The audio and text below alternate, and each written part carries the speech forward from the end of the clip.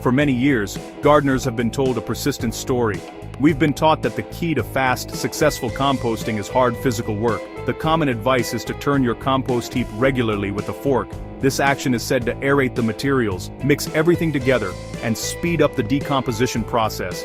Many gardeners spend countless hours and a great deal of effort heaving and turning heavy, dense material. They believe this is the only way to transform their garden and kitchen waste into the rich, dark compost their soil craves. This belief is so widespread that it is rarely questioned. However, I'm here to tell you that this is largely a myth. While turning does add some air, it is not the most crucial factor for rapid decomposition. In fact, constant turning can disrupt the delicate web of life that does the real work. The fungi, bacteria, and other microorganisms that break down organic matter establish intricate networks within the heap. When you plunge a fork into the pile, you are tearing apart these fungal hyphae and disturbing the bacterial colonies. This forces them to constantly restart their work, which can actually slow things down. It is a bit like trying to build a house while someone keeps knocking down the walls every few days. The truth is that the engine of a compost heap is not physical turning, but biological activity. The real secret to fast composting lies in creating the perfect conditions for the microbes to thrive from the very beginning. If you provide them with the right balance of food, air, and moisture, they will do the hard work for you and with remarkable speed. This is a principle understood well by Amish farmers who have perfected a low-labor, high-speed method over generations. They focus on cultivating a massive army of microbes before they even build their heaps, ensuring the process gets off to a flying start without the need for back-breaking turning. This approach shifts our focus from manual labor to intelligent preparation.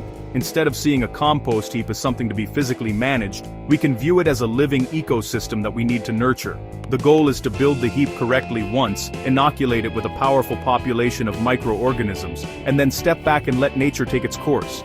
This method not only saves your back but also produces high-quality compost more efficiently. It is about working smarter, not harder, by harnessing the incredible power of the microscopic life that is all around us, ready to transform our waste into wonderful soil food. The cornerstone of this efficient composting method is a special biological starter, or accelerator. This is not a chemical product you buy in a plastic bottle. It is a living, breathing brew that you can make yourself, using simple and inexpensive ingredients. The Amish have long known that by fermenting a mixture rich in sugars and microbes, they can create a potent liquid inoculant. This starter culture kickstarts the composting process with an enormous population of the exact microorganisms needed for hot, rapid decomposition. It's like giving your compost heap an elite task force of workers from day one. Making this starter is surprisingly straightforward. You will need media group, bucket, rainwater jug, jar of molasses, and compost on a table. Hands assembling compost starter ingredients, stock or distribute equally. A bucket, some non-chlorinated water, rainwater is ideal, a source of sugar like blackstrap molasses, and a source of microbes. For the microbes, a few shovelfuls of finished lively compost from an old heap is perfect. If you don't have that, a bit of rich woodland soil or even some fresh cow or horse manure will work wonderfully.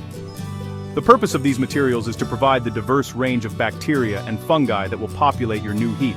The molasses acts as their initial food source, encouraging them to multiply rapidly. The recipe is simple.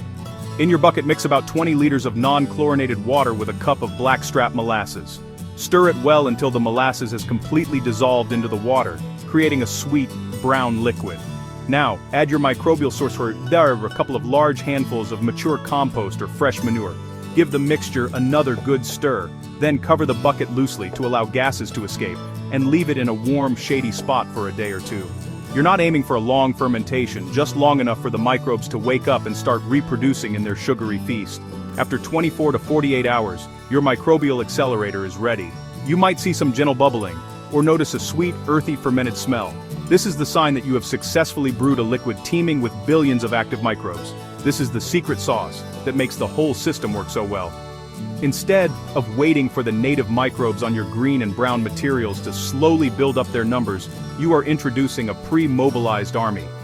This immense starting population is what generates intense heat quickly and breaks down the entire heap with minimal intervention, and most importantly, no turning. With your microbial starter brewed and ready, it's time to build your heap for success. The structure of the heap is just as important as the biological kickstarter.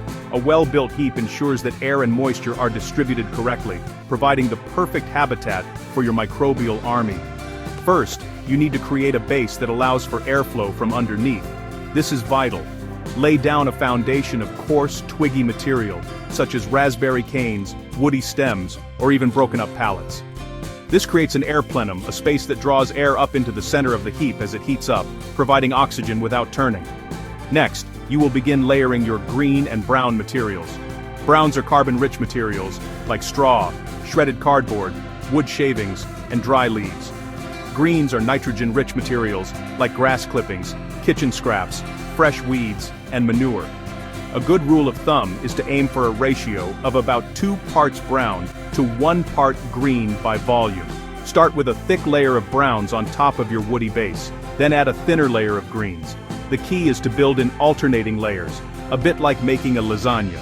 This ensures the carbon and nitrogen foods are well distributed for the microbes. As you build up these layers, it's time to apply your homemade accelerator. After every few layers of green and brown material, use a watering can to sprinkle a portion of the microbial starter over the heap. Your goal is to moisten the materials, not saturate them.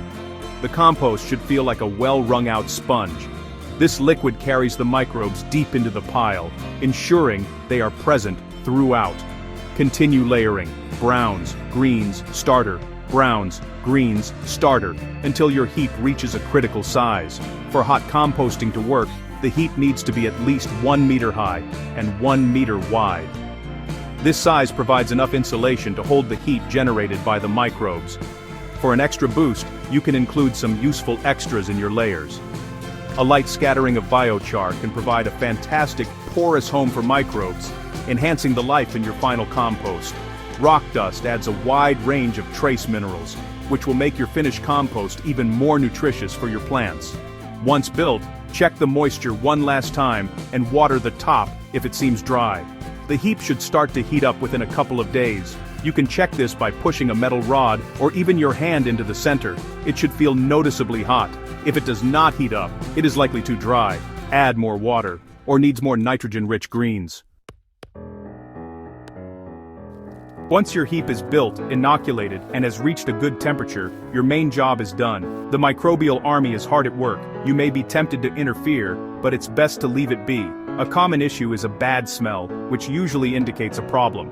An ammonia smell means you have too much nitrogen, too many greens, and the best fix is to add more carbon-rich browns on top. A rotten egg smell suggests the pile is too wet and has become anaerobic, lacking air. If this happens, you can try poking some deep holes into the heap with a sturdy pole to allow air to penetrate, but often the base layer prevents this issue. A slow or cool pile is another frequent concern. This almost always points to one of 3 things. The pile is too small, it is too dry, or it lacks nitrogen. A small pile loses heat too quickly, so aim for that 1 cubic meter minimum. If it is too dry, give it a good watering. If it is short on nitrogen, you can make a hole in the top and pour in some more green materials like comfrey tea or even urine diluted with water, which is an excellent nitrogen source. However, with the microbial starter and correct layering, these problems are far less common than in traditional unturned heaps. The hot phase of composting will last for several weeks, or even a couple of months depending on the materials. During this time, the pile will shrink significantly as the microbes consume the organic matter. Eventually, the temperature will start to drop and stabilize, which signals the start of the curing phase. The compost is not quite finished yet. It now needs to mature for another month or 2. During this time, a different set of organisms, including worms and fungi, will move in to finish the process, creating a stable, high-quality humus. You can simply leave the heap where it is to mature. You will know your compost is ready when it is dark brown or black, has a crumbly texture, and smells sweet and earthy, like a forest floor. There should be no recognizable bits of the original materials left, apart from perhaps a few woody twigs. This finished compost is black gold for your garden. You can spread it as a surface mulch on your vegetable beds in a no-dig system, use it to enrich potting mixes for containers, or dig it into planting holes for new trees and shrubs. By following this Amish-inspired method, you have created a fantastic soil amendment with half the effort, proving that the secret to great compost is biology, not brawn.